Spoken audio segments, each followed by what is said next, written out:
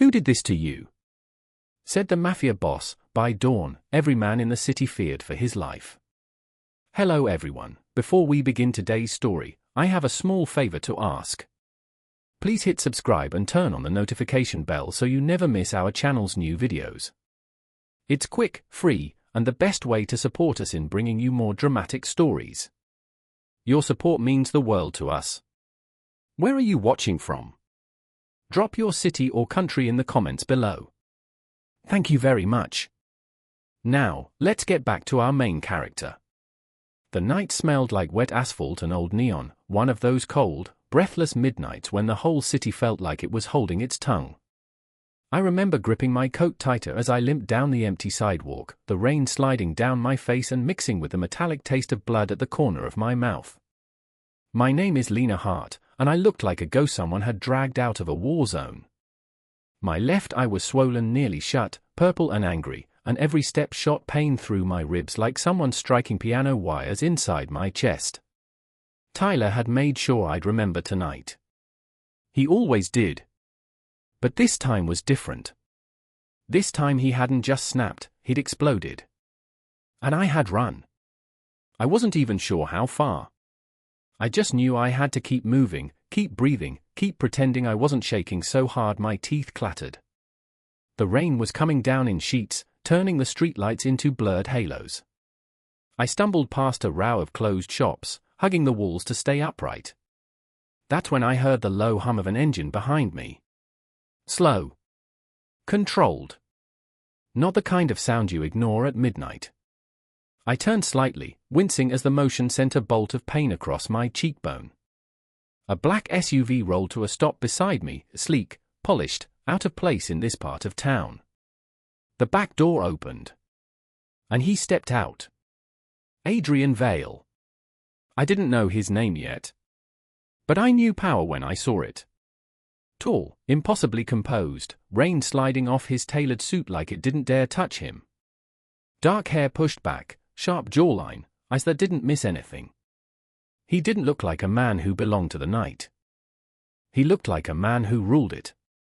His shoes splashed lightly against the pavement as he approached me, each step unhurried, precise. When he got close enough, I could feel the heat of him even in the freezing rain. His gaze swept over my face, slow, burning, unreadable, but when it landed on the bruise blooming across my jaw, something inside him shifted. The air changed. He lifted his hand, but not in a way that made me flinch. His fingers brushed just under my chin, tilting my face toward the streetlight. His touch was warm. Too warm. Too gentle for a man who looked like sin carved into marble. His voice dropped to a low, dangerous whisper. "Who did this to you?" I froze. Not because I didn't know what to say, but because I knew what would happen if I answered. Tyler would get hurt.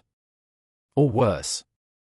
And despite everything, despite the fear and the bruises and the endless nights I pretended things were fine, a part of me still couldn't imagine someone dying because of me. So I said nothing. Just breathed. Just trembled. Just stood there with the rain washing down my battered face. Adrian's jaw flexed. His eyes darkened like storm clouds gathering weight. His hand moved from my chin to my cheek, and I felt the faintest tremor in his fingers, as if he was holding back something violent, something barely caged. "Lena," he said, even though I hadn't told him my name yet. His voice was steadier than mine would ever be. "I'm going to ask you one last time." His thumb brushed the edge of my split lip. "Who hurt you?" When I still couldn't answer, he exhaled slowly through his nose and turned his head just slightly.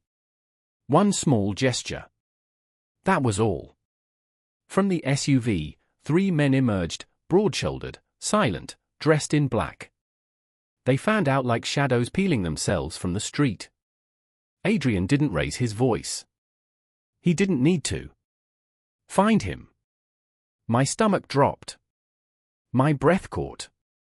I tried to pull back, but Adrian's hand stayed at my cheek, steady and warm, grounding me like an anchor in the storm. "Please, don't," I whispered. I didn't ask for this. His eyes locked on mine, and for a second the world stopped, not the rain, not the city, not my fear. Just us. You didn't have to ask, he said softly, but with a weight that left no room for argument. Someone laid their hands on you. His expression hardened, sharp enough to cut the night in half. And by dawn, every man in this city will know what that cost him. The SUV door opened behind me. Adrian's hand slid from my cheek to the small of my back, guiding me toward the warmth inside. You're safe now, Lena, he said, voice low enough to shiver through me. As long as you stay where I can protect you. But safety from a man like Adrian Vale? I didn't know it then, but that was its own kind of danger. And this was only the beginning. The inside of Adrian's SUV felt too warm, too soft, too unreal compared to the freezing rain outside. I sank into the leather seat, every muscle in my body trembling with leftover fear and something else I could not name yet. Adrian slid in beside me, the door shutting with a heavy thud that made the world outside disappear. The moment it closed, the silence hit me. Not peaceful silence. Charged. Waiting. Adrian leaned forward slightly, elbows resting on his knees, eyes fixed on me like he was trying to read every bruise, every breath, every unsaid word. You should have told me his name, he said finally. His voice was low, calm, but there was something simmering under it. Something I did not want unleashed because I was not sure anyone could stop it once it started. I swallowed hard. I did not want anyone hurt. His jaw tightened. Someone already was. He motioned to my face, then my ribs, his eyes softening for the briefest moment before the hardness returned. You are not responsible for what happens next. That terrified me more than Tyler ever had. The car began moving, the city lights streaking past the windows. Adrian did not break eye contact. Lena, I need you to understand something, he said. When someone harms a woman under my protection, there are consequences. My breath caught. I am not under your protection. His gaze dropped to my split lip, then lifted slowly. You were the second I saw you. I looked away, but the world outside was just darkness and rain. There was nowhere to run inside this car, nowhere to hide from the way he saw right through me. Where are you taking me? I asked, my voice barely steady. Somewhere safe, Adrian said, and the certainty in his tone made me shiver. Somewhere no one can touch you. I did not know if safe was the right word. Nothing about him felt safe. Powerful. Controlled.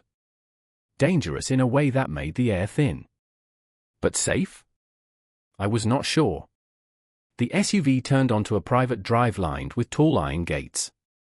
They opened before us without stopping, guards stepping aside with synchronized precision. My heart thumped painfully. This was not a house. It was a fortress. We rolled up to an estate big enough to have its own gravity, lights glowing warm against the night. The moment the car stopped, a man with sharp eyes and a colder expression opened my door. Marco. I remembered the name from the way Adrian had spoken it earlier. She is hurt, Marco said in a deep, controlled voice. We should bring the medical kit. I will handle it, Adrian replied, stepping out and offering me his hand.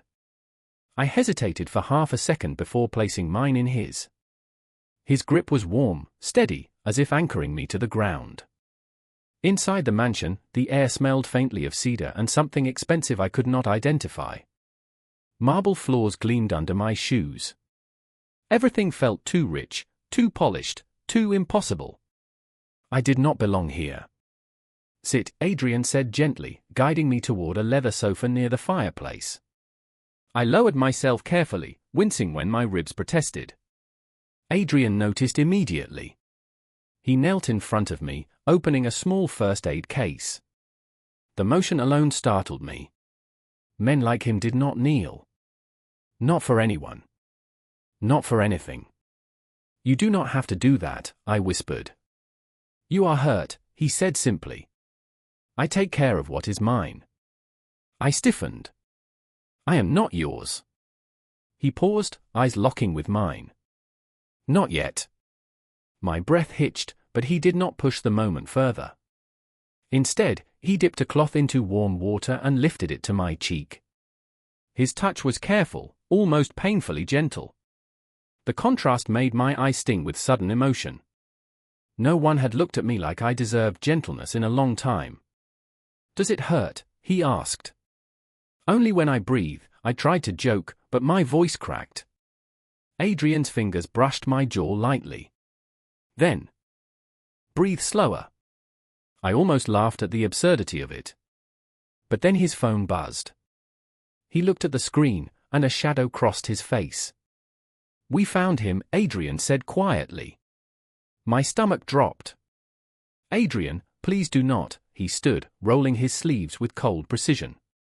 "Lena, understand something." His eyes sharpened, becoming the eyes of the man the city feared. "By the time the sun rises, the man who hurt you will wish he had never been born." My pulse hammered. "Adrian, I do not want anyone killed for me." He stepped closer, voice dropping to a dangerous whisper. "This is not about killing." His tone sent a chill down my spine. "This is about teaching the city what happens when someone lays a hand on you." And for the first time in my life, I realized true fear and true protection could look exactly the same when they wore the face of Adrian Vale. The room felt even larger once Adrian walked out, leaving the air thick with the weight of what he intended to do. I sat there on the leather sofa, the warmth of the fire brushing my skin while everything inside me shivered. The first aid kit lay open beside me, one of the bandages still half unrolled where he had dropped it when his phone buzzed. He left so fast. Too fast. I pressed my fingertips to my cheek, feeling the faint sting where he had cleaned the blood. The tenderness in his touch felt unreal compared to the violence of the night. I tried to steady my breathing, but every inhale rattled with fear for what was coming. Not fear for myself. Fear for Tyler. Because I knew men like Adrian Vale did not give warnings. They delivered messages. Permanent ones. The door to the room opened quietly, and Marco stepped inside, wiping rain from his forehead. He glanced at me, then at the first aid kit on the table. His expression was unreadable, carved from stone. "He is not usually like that," Marco said. His voice was low, steady, as if he had seen this scene 1,000 times. "Like what?" I whispered. "Shaken." My pulse stumbled. He did not look shaken. "That is because you do not know him yet." Marco approached the fireplace, adjusting a log with the metal poker. "Adrian is a dangerous man, but not emotional." "But..." "When he saw your face, he let the sentence fade into the crackling fire." I swallowed hard. "He should not go after Tyler." Marco's eyebrows lifted in a way that said the decision had been made long before I opened my mouth. "Miss Hart, it is already done." My chest tightened. Tyler is not worth this. He is not worth blood. "No," Marco agreed calmly. "He is not." He turned to me fully, his gaze sharp. "But Adrian decides who pays and how much. That is not something you can change." I opened my mouth to argue, but a sudden noise made me freeze. A faint vibration. A low rumble in the floor beneath my feet. Tires crunching gravel outside. I stood slowly. "What is that?" Marco listened for half a second, then exhaled through his nose. "They are back." My stomach dropped. Already? It had barely been 15 minutes since Adrian walked out. My heartbeat thudded in my ears. "What does that mean?" Marco didn't answer with words. He simply moved to the door. "Stay here." But I followed anyway, every step tighter than the last. The hallway was dim, illuminated by soft golden sconces. I could hear voices ahead, low and firm, echoing off marble walls. Marco quickened his pace, but he did not stop me from trailing close behind him. At the end of the hall, the front door swung open, and cold night air gusted in. 3 men stepped inside, dripping rain onto the polished floor. The middle one carried a bruised, struggling shape between them. "Tyler." My breath caught violently. His hands were tied behind his back, his lip split, his shirt torn. He looked smaller than I remembered. Or maybe I finally saw him clearly without fear clouding my vision. The two men shoved him forward, and he stumbled onto his knees. That was when I saw Adrian, standing in the doorway. Rain plastered his dark hair to his forehead, his suit jacket missing, his white shirt stained with something that was not rain. His chest rose and fell in slow, controlled breaths. Not winded. Not angry. Something colder. Something final. His eyes lifted and locked onto mine immediately, as if he could sense me before he saw me. For a heartbeat, his expression softened. Then it hardened again, a steel door slamming shut. "Bring him," Adrian said, his voice low enough to shake the walls. The men dragged Tyler into the grand foyer, dropping him at Adrian's feet. Tyler coughed, spitting blood onto the marble. "You cannot do this," I cried, taking a step forward. Marco caught my arm, holding me back. "Do not interfere," he murmured. "This is justice." "Please," I whispered, my voice cracking. "Adrian, stop." Adrian finally spoke, every syllable spreading like frost. "Lena, look at him." I looked, even though it hurt. Tyler lifted his head, eyes wild with fear and drunken confusion. "This man laid his hands on you," Adrian continued. "On your face. On your ribs. On your life." His gaze sliced through the air. "And men like him do not stop." Tyler spat a curse, but it died quickly when Adrian crouched in front of him, gripping his jaw with one gloved hand. "Tell her," Adrian murmured, the softness of his tone terrifying. "Tell her what you planned for her tonight." Tyler gurgled, then hissed, "She deserved it." The world tilted. Adrian's fingers tightened around Tyler's jaw, and for the first time tonight, true terror flickered in Tyler's eyes. "Do you understand now?" Adrian asked me, not looking away from the broken man in front of him. "Do you see what he is?" My throat closed. "I see what he did. But I do not want him dead." Adrian finally rose to his full height, every inch of him radiating lethal authority. "He will not die tonight," he said softly. "But by dawn, every man in this city will know what happens when someone harms you." He snapped his fingers once. The men moved instantly, dragging Tyler toward the back of the estate. I wanted to look away. I could not. Adrian turned toward me slowly, the firelight catching the rain still clinging to his hair. His voice dropped to a whisper that trembled through the space between us. "You are safe now, Lena. And the city will learn it the hard way." The silence after they dragged Tyler away felt too loud, too sharp, like the world was holding its breath and waiting for something to break. I stood frozen in the grand foyer, my pulse thudding in my ears while Adrian's presence pressed against the room like a storm waiting to be unleashed. He did not move at first. He just watched me, rain dripping from his hair, his shirt clinging to the hard lines of his shoulders and chest. He looked like a man carved out of winter, still carrying the night with him. When he finally stepped toward me, every instinct in my body tensed, not from fear, but from the way the air shifted around him. "Lena," he said quietly, "you are shaking." I had not even realized it until he spoke. My hands trembled at my sides, breath coming too fast to control. "I cannot let you do this," I whispered, my voice breaking under the weight of everything that had happened. "I cannot let you destroy someone because of me." Adrian's eyes softened, just barely, like a blade turned sideways but not yet sheathed. "I am not destroying anyone," he said. "I am responding." "There is a difference?" I asked, my voice sharper than I intended. "There is when it is me." He closed the distance between us with slow, deliberate steps, stopping only when he was close enough that I could feel his warmth against my skin. "Lena, what he did to you was not something a man recovers from," Adrian continued. "Not physically. Not morally. Not in the eyes of this city." My throat tightened. "But you brought him here," I said, my voice barely above a whisper. "You dragged him into your home." His jaw flexed. I brought him to the one place where you would be safe enough to look him in the eye and understand exactly what he is.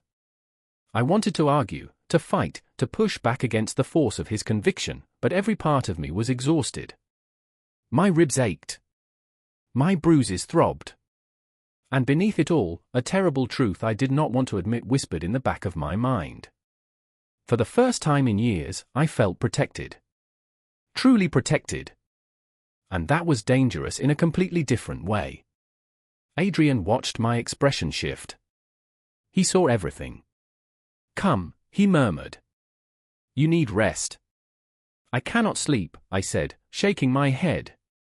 "Not after this. Not after seeing him like that." "Exactly why you should rest," Adrian replied. He placed a hand gently on my back, guiding me away from the foyer and down a dim hallway lined with soft golden lights. I let him lead me, my body too tired to resist, my mind spinning in circles I could not escape. He brought me to a quiet sitting room near the back of the mansion. The space felt warmer, calmer, the fire burning low in the hearth. A thick blanket lay folded on the sofa. Adrian picked it up, placing it gently around my shoulders. The warmth seeped into my bones, and I did not realize how cold I had been until then. "Sit," he said softly. I lowered myself onto the sofa, every movement slow. He poured a small cup of tea from a porcelain pot on the table, the steam rising in gentle swirls. When he handed it to me, his fingers brushed mine, warm and steady.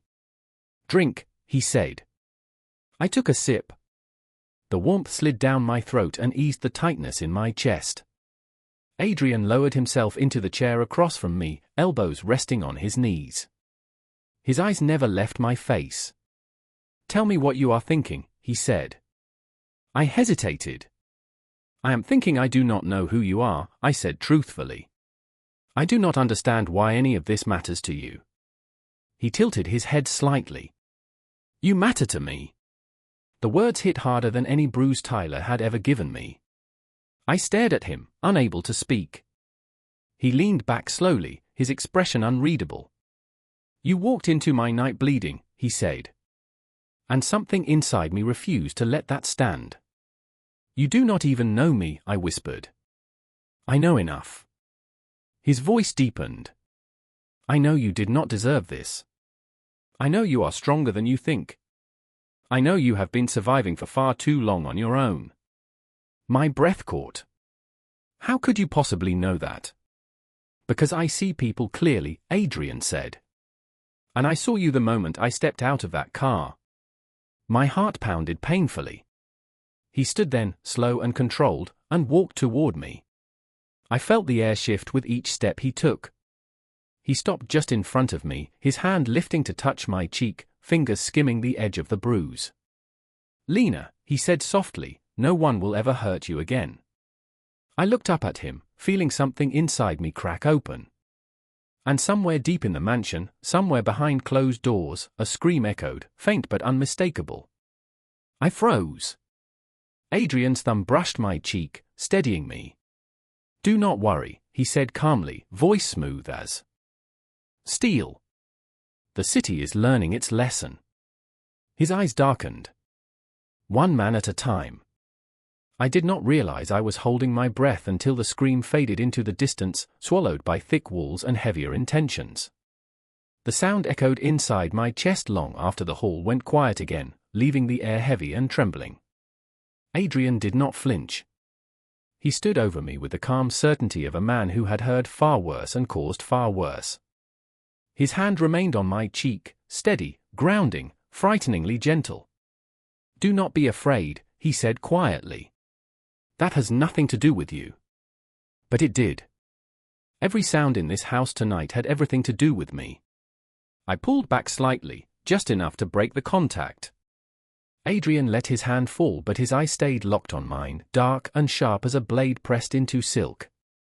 "You need rest," he said again, his voice softer now, like he was speaking to a shaken animal. "Your body cannot handle more fear tonight." "Fear is not the problem," I whispered. "It is you." His jaw tightened. "Explain." I swallowed hard. "You terrify me." He did not react the way I expected. He did not step back or apologize or soften. Instead, he lowered himself slowly to the sofa beside me, his presence a heat I could feel even without him touching me. "Good," he murmured. "Fear keeps you alive." He looked into the fire, the flames painting gold across the angles of his face. "But understand this, Lena. You never need to fear me." My laugh came out broken. "You say that as if it is easy." "It will be," he replied. "Because one day you will realize I am the only man in this city who will bleed before I let you be hurt again." His certainty pulled a trembling breath from my lungs. I did not know how to process that kind of devotion. I did not know if I wanted it or if it scared me more than Tyler ever had. Before I could find an answer, Marco appeared in the doorway. His expression was unreadable, but his eyes flicked to me for a fraction of a second, as if checking whether I was still intact. "It is done," he said to Adrian. Adrian nodded once, a gesture so small yet so powerful that it made the air shift. "Any complications?" "No," Marco replied. "The message is clear. By dawn, everyone will know." My stomach twisted. "What message?" I asked, though part of me already knew. Adrian turned his head slowly toward me, his expression calm in a way that was far more terrifying than anger. "That you are not to be touched." He stood, taking a step toward Marco. "Ensure the rest of the city understands that by morning." Marco nodded and disappeared down the hall like a shadow dissolving into the dark. I felt my heartbeat rise, too fast and too fragile to control. "Adrian," I whispered, "please tell me you did not, I did not kill him," he said simply, cutting me off. "Tyler is alive." Relief hit me so hard my knees weakened, but it was followed immediately by dread. "But?" Adrian moved closer, kneeling again, his eyes level with mine. "But he will never raise a hand to you or any woman again," he said quietly. "He will not have the strength." I inhaled sharply, my fingers curling around the edge of the blanket. "That is not justice," I whispered. "That is protection," he finished. "This is what it looks like. This is what it costs." My vision blurred for a moment. Not with tears, but with the overwhelming reality of what was unfolding around me. What he was doing for me. What he was becoming because of me. "Why me?" I asked. "Why go this far for someone you barely know?" His eyes softened in a way that unraveled me more than anything else tonight. "Because I know what it is like to watch someone you care about get hurt," he said. "And I know the pain of not getting there in time." I blinked, stunned into stillness.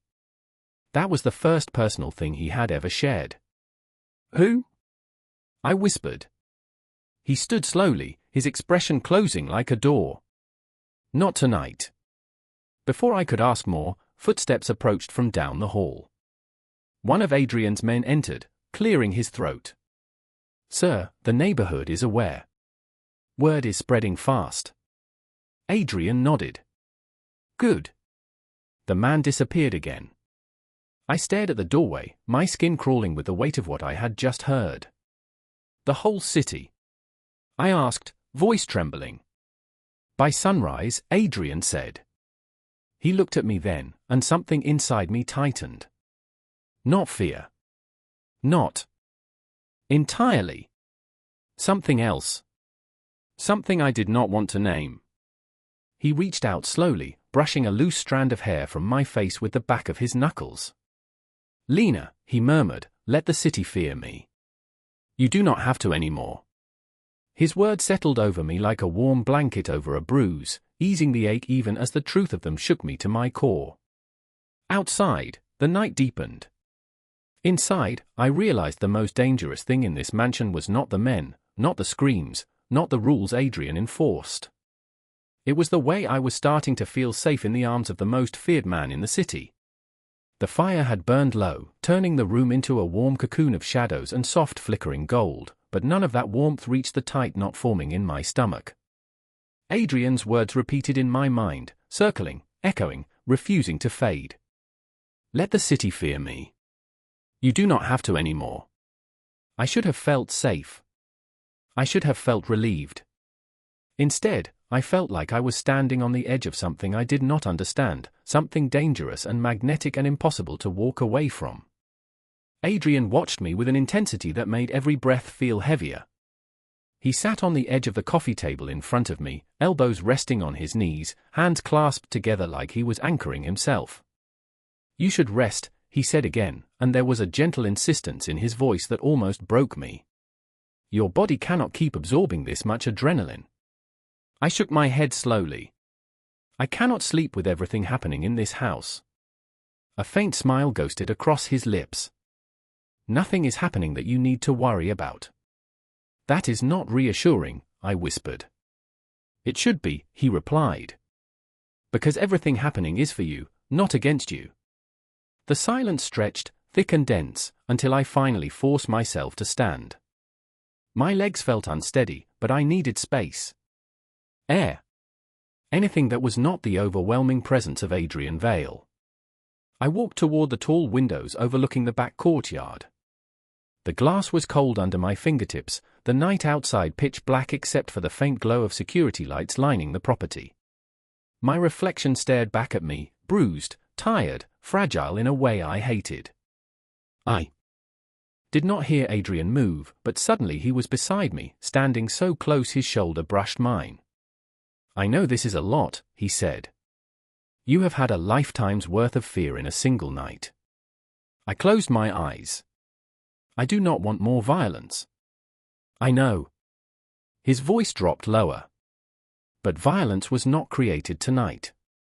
It was already living in your life. I am only correcting it." I looked up at him, searching his expression for cruelty, for ego, for anything that matched the stories whispered about him in dark corners of the city. But all I saw was something unsettlingly close to sincerity. Adrian exhaled slowly. "You will stay here for a while." My heart lurched. "I cannot stay in your house." "You can," he corrected gently, "and you will." "I have a job," I argued. "A life." "Your job can wait a few days. Your life almost ended tonight." My breath caught at the truth of it. He turned fully toward me, lifting a hand but stopping just short of touching my face. "If I let you walk out of here now, I would be sending you back into a world that thinks it can hurt you without consequence." "You cannot keep me here," I whispered. "I am not your prisoner." His eyes darkened, but not with anger. With something heavier. "Lena, if I wanted to keep you, you would not be standing here telling me no." The quiet conviction in his voice sent a shiver down my spine. "But I am not keeping you. I am protecting you.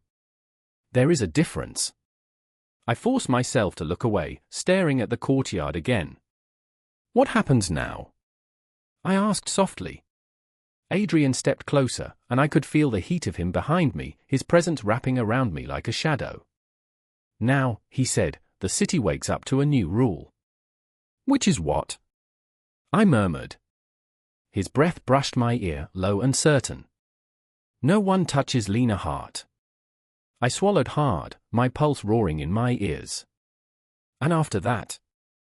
For the first time, something vulnerable flickered in his gaze, barely there but real enough to steal the air from my lungs. "After that," he said quietly, "you heal. And I stay close enough to make sure nothing ever breaks you again." Before I could respond, footsteps approached down the hall. Another of his men appeared at the doorway, clearing his throat.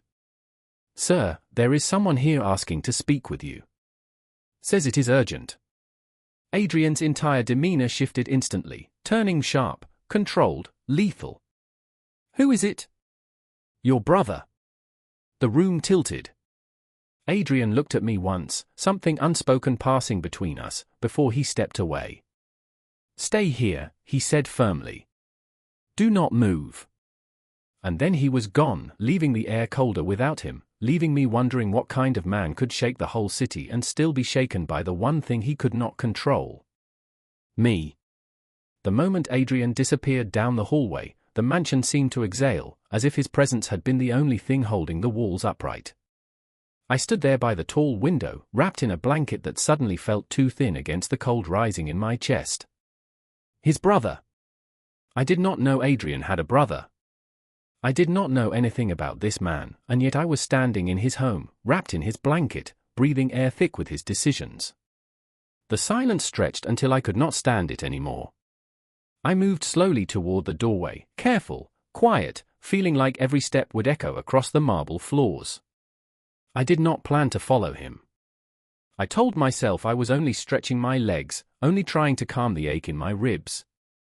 But curiosity pulled me like a wire hook to my heart. I walked down the hall, my fingers brushing the textured wallpaper for balance, and stopped at the edge of the foyer where shadows pooled under the chandelier. Voices drifted from the next room, low and tense. I froze, listening. "Adrian, this is reckless," a man said, voice sharp with frustration. "The entire city is talking about what you did tonight. Every territory leader is calling me asking if you have lost your mind." "I did exactly what needed to be done," Adrian replied, calm and controlled. "If they do not understand the message by morning, they never will." "This is not like you," the other voice insisted. "You are careful. Calculated. You never act out of emotion." There was a beat of silence so heavy I had to hold my breath to keep from making a sound. Then Adrian spoke again, his tone deeper, darker. "You did not see her." My breath hitched. I pressed myself against the wall, hidden by the shadows. "You did not see what he did to her," Adrian continued. "Her face was bruised. Her ribs. She could barely stand." "So you turned the entire city upside down?" the brother asked incredulously.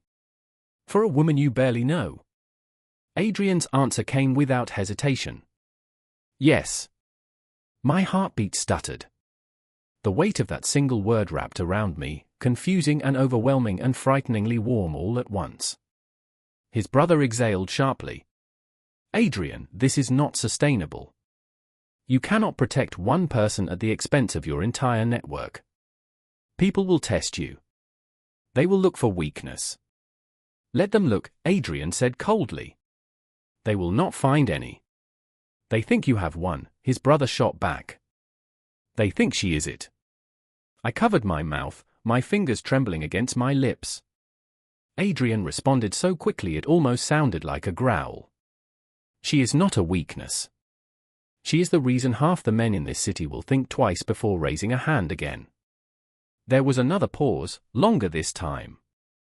When Adrian spoke again, his voice softened in a way that twisted my chest painfully. "She was shaking," he said quietly. "She was alone and hurt and terrified. And something in me snapped in a way I cannot explain to you." His brother sighed. "Adrian, this is dangerous. You are letting yourself feel. And feelings get people killed." Adrian let out a slow breath. "Not this time." Footsteps shifted. I panicked and stepped back, pressing myself into the shadows just as the doorway brightened. Adrian's brother walked out first, tall with dark hair and the same sharp features, though his gaze carried more worry than ice. He passed me without noticing. But Adrian did. He stopped exactly where the light met the shadows and looked at me, his expression unreadable, his eyes catching mine like he had known I was listening from the start. He said nothing at first. He just walked toward me, each step slow and deliberate until he stood directly in front of me. "You heard us," he said softly. It was not a question. My throat tightened. "Yes." His eyes searched mine, not with anger, but with something heavier. "Are you afraid of me now?" I swallowed hard. "I do not know." He exhaled, a sound almost too quiet to hear, and then he reached out, brushing his knuckles against my cheek with a gentleness that made my knees weaken. "You do not need to understand anything tonight," he murmured. "All you need to know is that you are safe." My breath trembled. Safe from what? His jaw tightened, his eyes darkening with a truth he had not spoken before. "From everyone," he said. "Even from me, if it ever came to that." And somehow, in the vastness of that mansion, his promise felt like the most dangerous thing of all. The air between us felt charged, so thick it almost hummed. Adrian's hand hovered near my cheek like he was afraid to touch me and afraid to stop himself at the same time. For a man who commanded entire territories with a single order, the hesitation in his eyes was almost impossible to understand. "Lena," he said quietly, "you should not have been here for that conversation."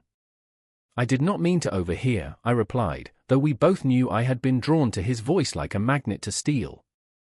He studied me for a long moment, the kind of stare that peeled back every excuse and every layer I tried to hide behind. "Come," he murmured finally.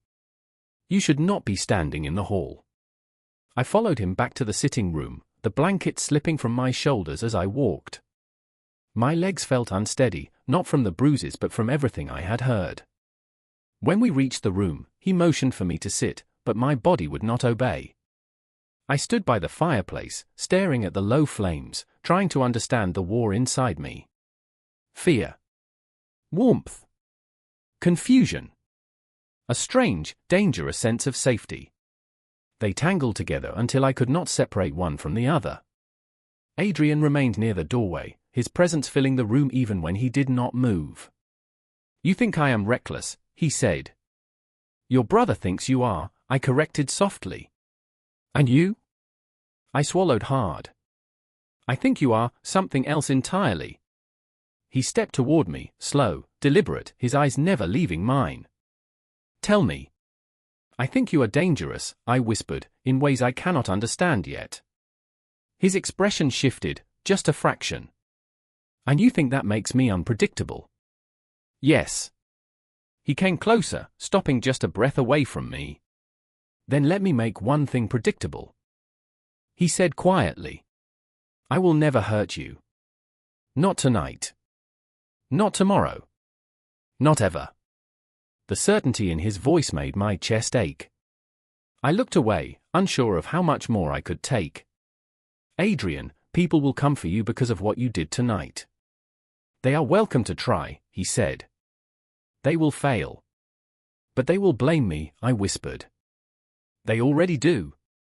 Adrian exhaled, moving behind me slowly, placing his hands gently on my shoulders.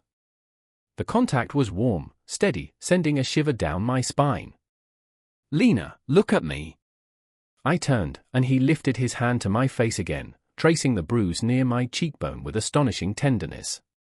"You are not responsible for the choices I make," he said. "I do not need protection," I murmured. "I need space to breathe." "Then breathe here," he replied, his voice dropping lower. "Breathe with me." Before I could protest, the double doors to the hallway opened again. Adrian's brother reappeared, his expression strained. "Adrian, we have a problem." Adrian's hand fell from my cheek, and the warmth disappeared instantly. "What now?" "Word is spreading faster than we expected," his brother said. "And there are rumors that Tyler talked." My blood ran cold. Adrian stiffened, his gaze sharpening. "What did he say?" His brother hesitated. "He told people you dragged him from his home. That you threatened him.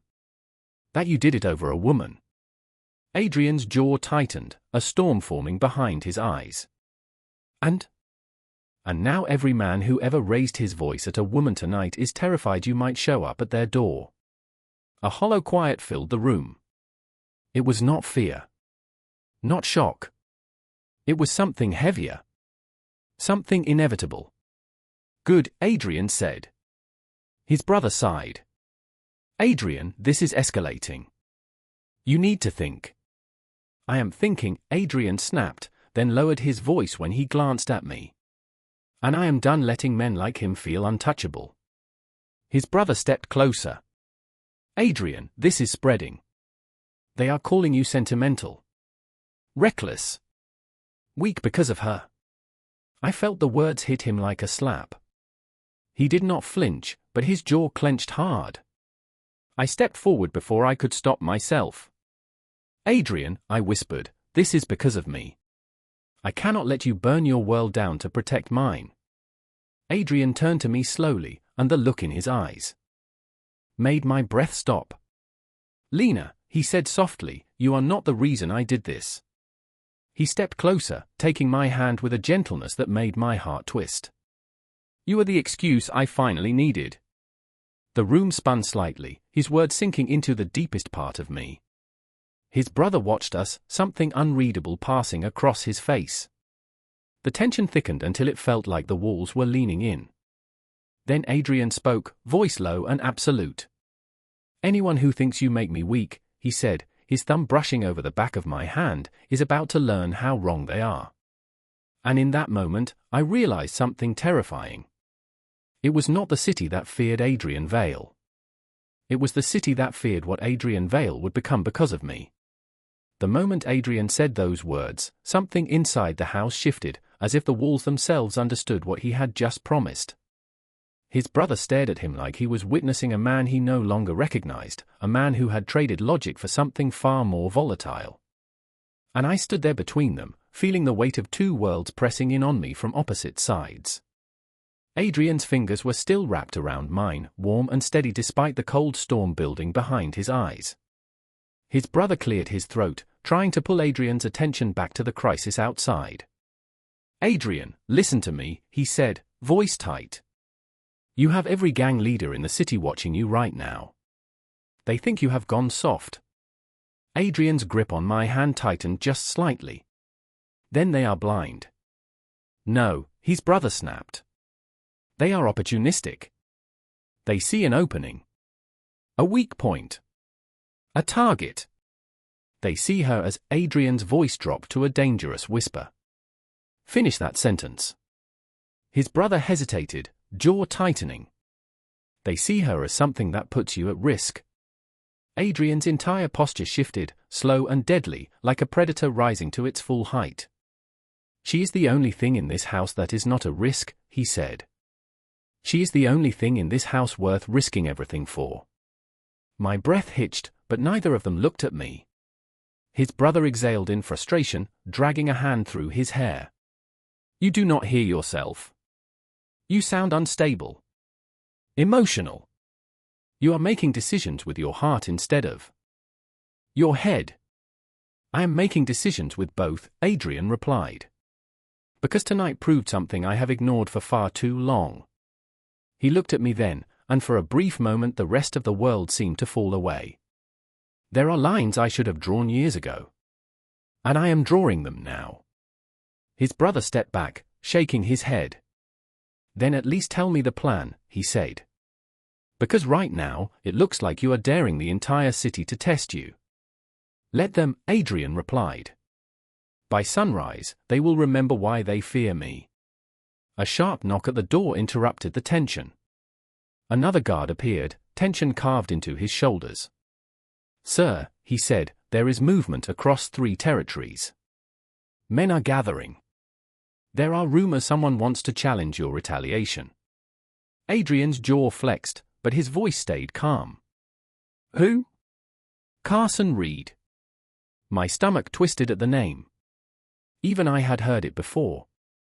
A man known for owning entire blocks through intimidation and force, a man rumored to enjoy hurting people more than controlling them. Adrian's brother cursed under his breath. "This is exactly what I warned you about. Reed has been waiting for a chance to push you." Adrian turned his head slowly, eyes darkening. "Then he chose the wrong night." The guard continued.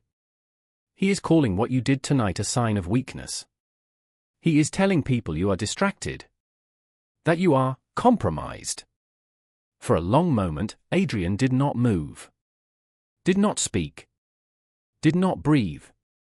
Then he let go of my hand. The absence of his touch felt immediate, like a cold wind sweeping across my skin. "Prepare the cars," Adrian said, his voice razor sharp. "We end this before dawn." My heart lurched. "Adrian, stop. You cannot go after another man tonight. You just..." He turned toward me, stepping close enough that I could feel the heat and barely contained fury coiled beneath his skin. "Lena," he said softly, "I need you to listen to me carefully." His hand lifted to my cheek again, his touch impossibly gentle for a man preparing to wage war. The men who hurt you tonight, they are not the only ones. Men like them grow bold when they think fear is fading. His thumb brushed the edge of my bruise. Fear does not fade tonight. I shook my head, my voice trembling. I do not want more blood. I know, he whispered. But I cannot let the city think your pain was a temporary concern.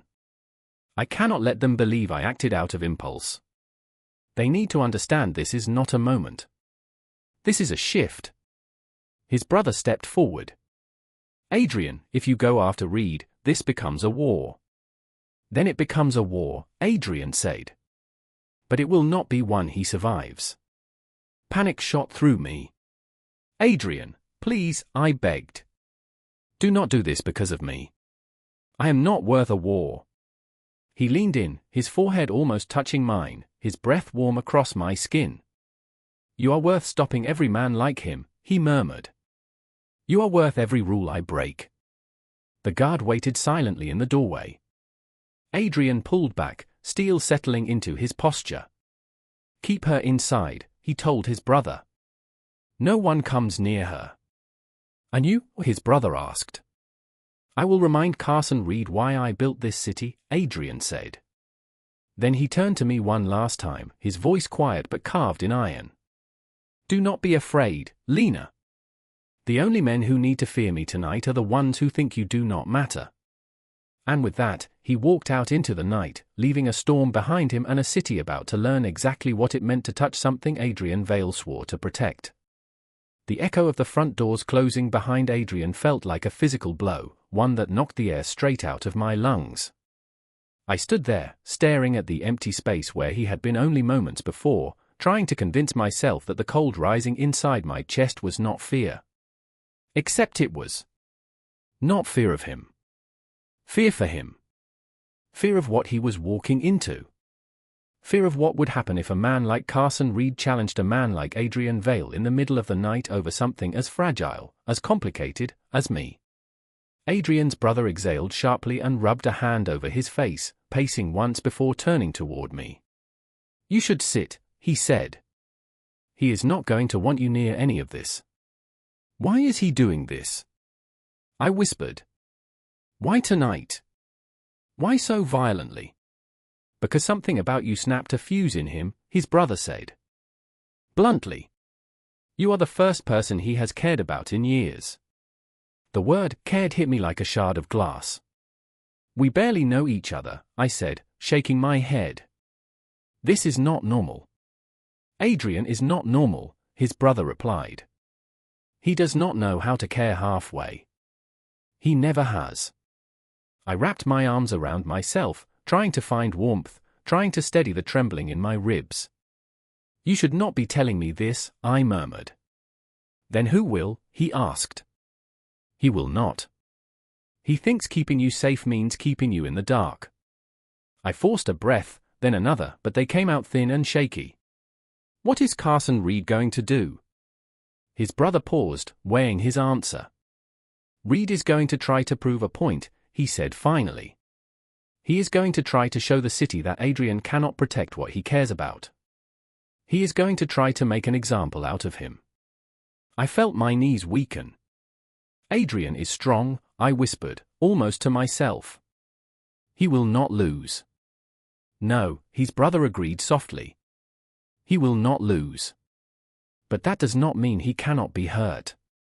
The thought of Adrian hurt sent a cold, sharp panic through my chest. Before I could ask more, one of the guards rushed into the room, breathing hard. Sir, we have movement, he said. Adrian's brother stiffened. What kind? Reed's men. They were seen leaving the docks 10 minutes ago. They are headed toward the east side. Toward Adrian. I asked, my breath catching. Toward his route, the guard confirmed. They are trying to intercept him. Adrian's brother cursed under his breath, pacing toward the window. This is going to be bad, he muttered. Very bad. A sickening dread settled over me. I moved toward the guard. Call Adrian, I said. Tell him. He will not pick up, the guard replied. Not during an operation. Then track his car, I insisted. Send someone after him. Do something. Adrian's brother turned slowly, his expression tightening. Lena, listen to me. You being afraid is not going to help him. Then what will? I snapped. Standing here doing nothing. Staying alive, he replied firmly. If Reed's men realize you are the reason for all this, they will not go after Adrian first. They will go after you. My blood ran cold. He stepped closer, lowering his voice. Adrian's biggest fear right now is you being exposed. If you leave this house, you will hand Reed exactly what he wants. My heart pounded so hard I felt it in my throat. So I just wait. You wait, he said. And you trust him. I wanted to trust Adrian. But waiting felt like drowning. Minutes passed like hours. The mansion felt too quiet, too hollow without him. Every sound outside made me flinch. Every shadow felt wrong. I kept pacing the sitting room until my ribs ached. Then, without warning, the security lights outside flashed red. An alarm hum vibrated through the windows. I spun toward the door. What is that? Adrian's brother rushed toward the nearest monitor screen. Motion sensors, he said. Someone is near the gate. Panic clawed up my spine. Reed's men. We do not know yet. Guards ran down the hallway, radios crackling with urgent static. I stepped toward the window despite the brother's warning, my breath fogging the glass. A black SUV sat just beyond the first gate, its headlights cutting through the darkness like knives. My pulse stopped. Then the gate opened. Do not move, Adrian's brother said sharply, grabbing my arm. Stay behind me. The SUV rolled forward slowly. Too slowly. The tension in my chest grew until it hurt to breathe. The front door shook as someone pounded on it. Hard. Once. Twice. The guards moved into position, weapons drawn. Adrian's brother raised his hand. Hold. A third pound hit the door. Then a voice. Low. Deep. Familiar. Open the door. It was Adrian. I nearly collapsed. The guards rushed forward, unbolting the locks. The moment the door swung open, Adrian stepped inside. His suit was torn. His hair was wet with sweat and something darker. Blood streaked across his knuckles. More across his shirt. My entire world narrowed to the sight of him standing there, breathing hard, alive but changed. His eyes found mine instantly. And in a voice rough from violence and night air, he said, Lena, I told you not to be afraid. But the truth was carved in every line of his body. He had fought for me. He had bled for me. And something out there had tried to take him from me tonight. I did not realize I was moving until I reached him, until the scent of cold night air and metal and something copper-dark filled my lungs. Adrian leaned against the doorframe for a fraction of a second, just long enough for me to see the strain in his shoulders and the pain he refused to show in his face. Then he straightened, pulling himself back into that terrifying calm he wore like armor. His brother reached him first, eyes sharp with worry. You are bleeding, he said. Adrian brushed him off with a flick of his wrist, but I could see the truth in the way his fingers trembled. It is not mine, Adrian muttered. It was meant to reassure, but the words only twisted something deeper inside me. Not his. Which meant it belonged to someone else. Someone he had put there. Or someone who had tried to put it on him. Adrian's eyes locked onto mine again, and something inside me cracked at the sight of him, tired, bruised, blood on his collar, breath coming too fast even though he tried to hide it. Lena, he said softly. My name in his voice felt like gravity, pulling everything else out of focus. I reached for him before my mind had time to stop me, pressing a shaking hand against the torn fabric near his shoulder. You are hurt, I whispered. Sit down. To my surprise, he obeyed. He let me lead him to the nearest chair, lowering himself slowly, jaw clenched as though he was trying not to wince. His brother snapped orders to the guards, sending them to secure the perimeter, but my entire world had narrowed to the man sitting in front of me. The man who had gone to war because of me. I knelt beside him, fingers trembling as I touched the edge of the dried blood on his shirt. "Tell me what happened," I said. "Everything." Adrian exhaled, long and slow, as though deciding how much truth I could handle. "Reed's men intercepted us," he said. "They thought they could send a message." "Did they hurt you?" I demanded. His lips twitched, almost in amusement. "They tried." But the amusement faded as quickly as it came. "Reed is not acting alone," he continued. "There are others who want to test me after tonight. They think my reaction to what happened to you means I am losing control." "And are you?" I whispered. Adrian's hand lifted, brushing my cheek, the gentleness of his touch so severe it almost hurt. "No," he said. "I have never been more certain." I swallowed, my breath unsteady. "Certain of what?" "That protecting you is not a burden," he replied softly. "It is the first thing that has felt right in years." Something hot and painful filled my chest. I wanted to believe him. I wanted to trust the warmth in his voice, the sincerity in his eyes.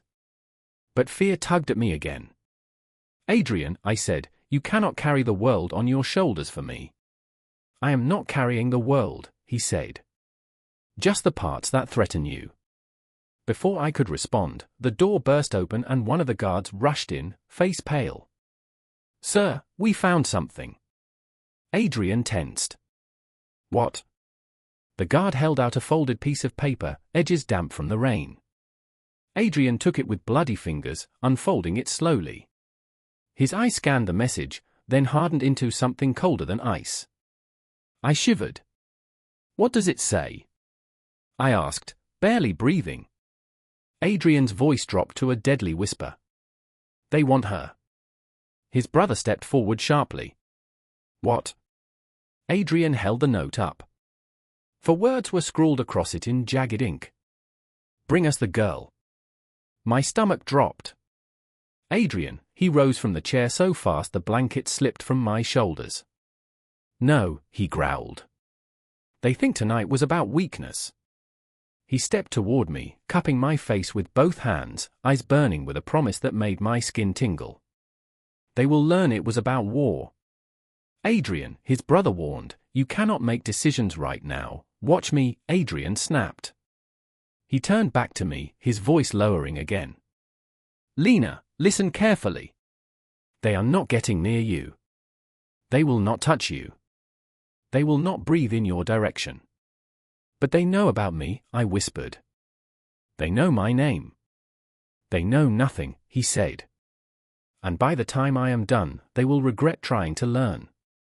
His thumb brushed my lip where the bruise still lingered. "I promised you safety," he murmured. "I did not promise it would be peaceful." My heart pounded, fear tangling with something deeper. Something I did not want to name. "What happens now?" I whispered. Adrian pressed his forehead to mine, his breath warm and steady despite everything.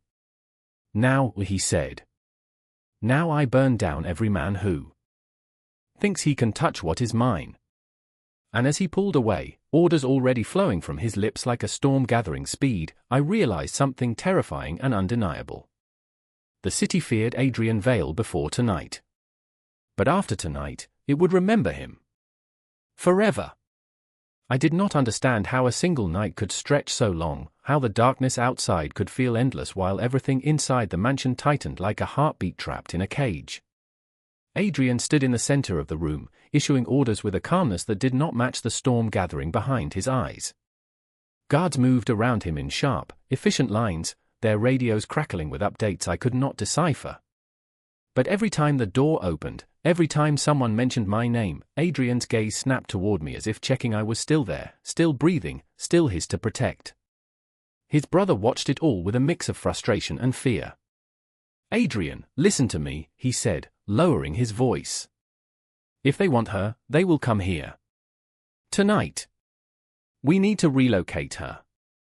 Adrian shook his head once, definitive, immovable. No one is taking her anywhere. You cannot keep her in the open, his brother insisted. She is a target. She is only a target if they can reach her, Adrian replied. And they cannot. His brother stepped closer, lowering his voice further. Adrian, think. This is personal for them now. They want to humiliate you. They want to prove that you cannot protect her. Adrian's jaw tightened. Let them try. But I could see the truth in his shoulders, the tension coiling tighter and tighter. He was furious. And terrified. Not for himself. For me. I took a step toward him, my fingers trembling. Adrian, I said softly. I need to know what is happening. All of it. His eye softened instantly, the hardness melting into something warmer, something that went straight to the center of my chest. He crossed the room, standing in front of me, his presence eclipsing everything else. Lena, he murmured, you do not need to carry this. That is what I am here for. I do not want you to carry it alone, I whispered. I cannot watch you go out there again not knowing what you are walking into. He reached out, brushing my cheek with the back of his hand. Even with blood drying. On his knuckles, his touch was impossibly gentle. What I walk into is mine to handle, he said. Not yours. But if this is happening because of me, his voice deepened. It is happening because of men who think terror makes them powerful. I am reminding them it does not. Before I could respond, the main entrance alarm chimed again, another motion alert. Adrian stiffened instantly. This time, even the guards paused. His brother stepped toward the security screen. It is a car, he said. Single driver. No lights. Adrian's voice dropped. Read. My heart clenched. The guards drew their guns. Adrian turned to me, cupping my jaw in his blood-streaked hand. Go to the study, he said. Do not open the door for anyone except me. Adrian, go. He said it gently, but with a force that brooked no argument. His brother moved toward me, ready to escort me to safety, but I could not make myself follow yet. Not until I knew. Not until I saw. The front door rattled under a hard knock. Adrian took a step forward, but his brother stopped him. Adrian, do not, he warned. This is exactly what Reed wants. He wants you to walk straight into, but Adrian was no longer listening. He walked toward the foyer, each step deliberate, controlled. He did not open the door. Not yet.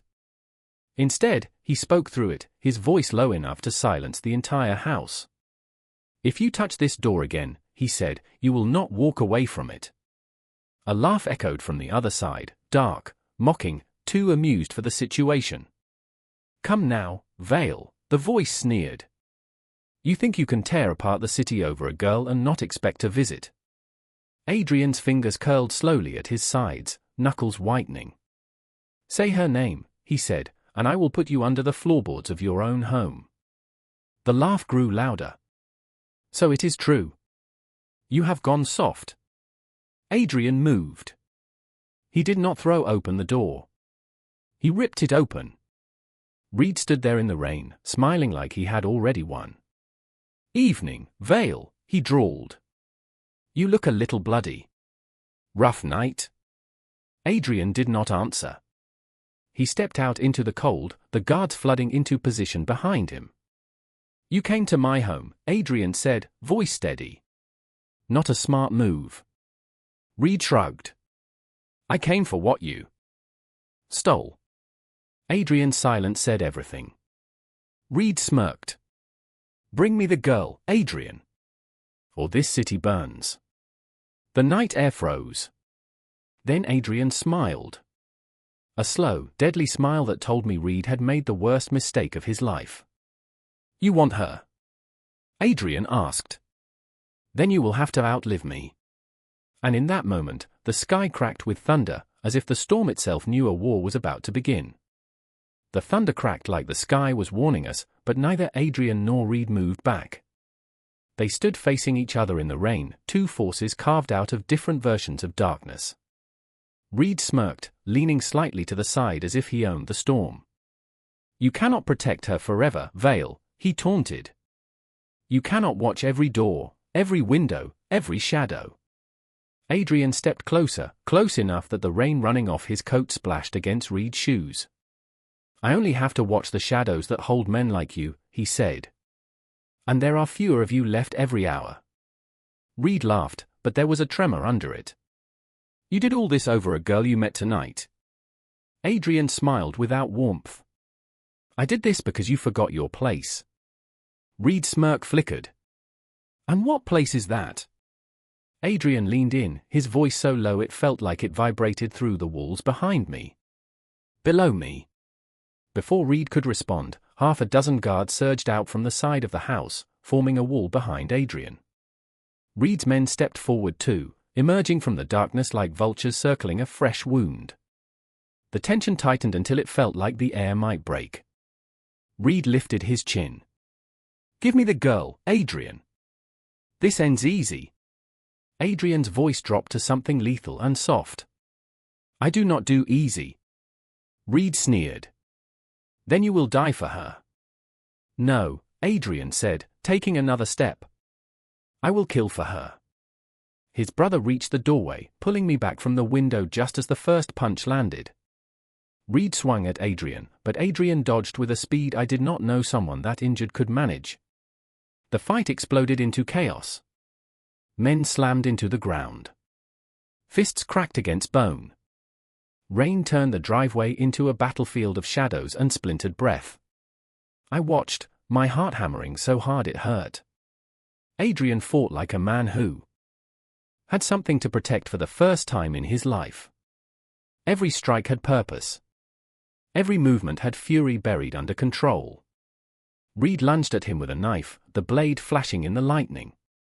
Adrian caught his wrist, twisted, and drove his knee into Reed's ribs with a crack that made my stomach flip. Reed fell to the ground, gasping, but Adrian did not stop. He pinned Reed with his boot and crouched, gripping the front of his soaked jacket. "You came to my home," Adrian said, each word sharp as broken glass. "You threatened what is mine." Reed choked on a breath. She is nothing," Adrian punched him so hard the sound echoed through the courtyard. "Say it again." Reed spat blood, shaking his head. Adrian grabbed his collar, pulling him up until they were eye to eye. "Listen carefully," Adrian whispered, voice deadly calm. "If you ever come near her again, if you ever say her name again, if you ever breathe in her direction," he leaned closer, "I will end you." Reed tried to laugh, but it came out broken. "You think you can stop them all? Every man who wants a piece of what you are protecting?" Adrian's grip tightened. "I do not need to stop them all." He lowered his voice. "Just the first one." Then he dropped Reed onto the ground like discarded trash. Reed's men rushed forward, grabbing him, dragging him toward their vehicle. No one dared look Adrian in the eye. By the time they sped off into the darkness, the rain had eased into a soft drizzle. Adrian stood alone in the middle of the courtyard, chest rising and falling, blood on his knuckles, rain streaking along his jaw. He looked like a king who had just reclaimed his throne. He turned slowly, his eyes finding me instantly even through the glass door. His brother let go of my arm as Adrian approached the entrance. I pushed the door open before he reached it, the breath leaving my lungs when he stepped inside. "You should not have watched that," he said softly. I could not look away, I whispered. He stepped closer until our breaths mingled in the warm air of the foyer. "Lena," he murmured, "I meant what I said." His hand lifted, brushing the side of my face with knuckles scraped raw. "No one touches you." My breath trembled. "And if they try?" His eyes darkened, his voice dropping to something that curled around my spine like smoke. "Then I end them." I should have stepped back. I should have feared the violence in him. but all I felt was the truth humming inside his words, and the safety that wrapped around me even as the night still shook outside. Adrian leaned in until his forehead touched mine, a quiet exhale slipping from his chest. "It is over," he whispered. "No one will come for you again." And for the first time since the night began, I allowed myself to believe him.